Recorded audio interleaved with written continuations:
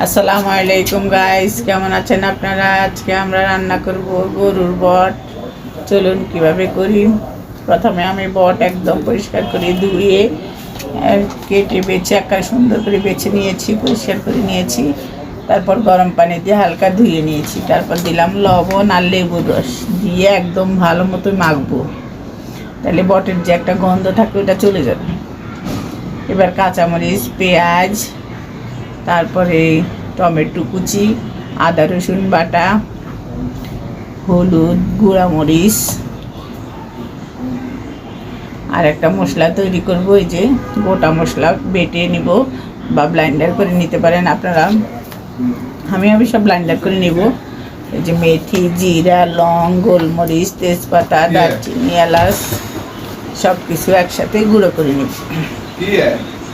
এই যে গুঁড়ো করে নিয়েছি। এবার একদম ভালো মতন সবগুলো মেখে নেব। এখানে আমরা তেল পানি কিছু ইউজ করব না, বটের যে একটা তেল থাকে ওই তেল দিয়ে রান্নাটা করব। এই যে এখন সব ভালো মতো মেখে আমি পাতিলে ঢেলে দিয়েছি। আর এলাচি, দারচিনি, তেজপাতা দিয়ে দিলাম, দিয়ে চুলাটা একদম কমিয়ে ঢাকনা দিয়ে রেখে দেব। বটের থেকে পানি তেল যেটুকু বেরিয়েছে ওটুকু দিয়ে আমরা রান্না করবো। এই যে চুলা কমিয়ে এরকম নাড়তে নাড়তে পানিও বেরিয়েছে আর বটে যে একটা তেল থাকে ওই তেলও বেরিয়েছে। এভাবে আমি চুলা একদম কমিয়ে 1 ঘন্টা রান্না করেছি, একদম সুন্দর মতো একদম ভাজা ভাজা করবো। খেতে খুব অসাধারণ হয় এইভাবে রান্না করলে। কোনো তেল দেই নেই, পানিও দেইনি, বটের তেল আর বটের পানি দিয়েই আমি বটটা রান্না করে নিয়েছি।